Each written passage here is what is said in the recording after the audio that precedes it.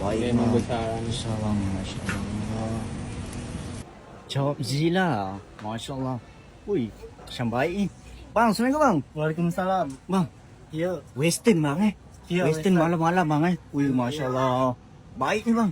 Ni apa yang best kat sini bang? yang best kat sini, Ya bang. yang best kat sini ada nasi chicken chop menangis. Nasi chicken chop nangis Ha, ya, Ui, chicken okey. chop dengan chicken grill pasta. Chicken chop dengan Chicken grill pasta. chicken grill pasta Ya, Ui, betul. baik ni bang. Boleh bang, bagi saya tiga tu sekali bang. Boleh bang? Boleh bang. Bang, saya nak tengok abang buat boleh bang? Boleh, boleh. Ui, Masya Allah. Baik bang.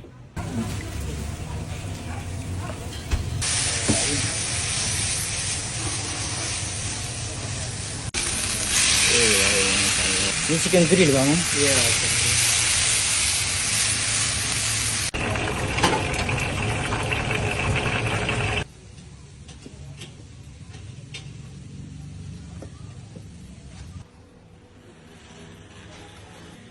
Saya ada fries. Kenyang ni bang Boleh makan Ya. 2 orang bang Boleh makan 3 orang pun boleh. 3 orang boleh Masya Allah. Sos nama dia. Brown sauce Dan bang sos.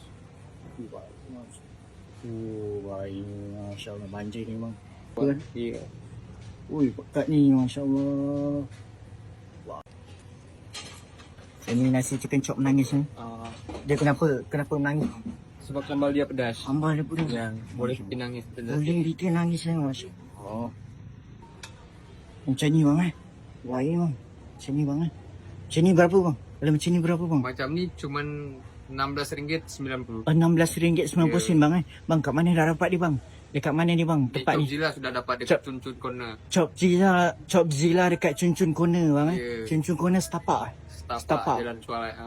Usahawan. Usahawan. Ya. Buka hari apa bang? Buka setiap hari. Buka setiap hari Dari pukul 3 petang sampai dengan pukul 12 malam. 3 petang sampai 12 malam. Ya. Masya Allah, baik bang.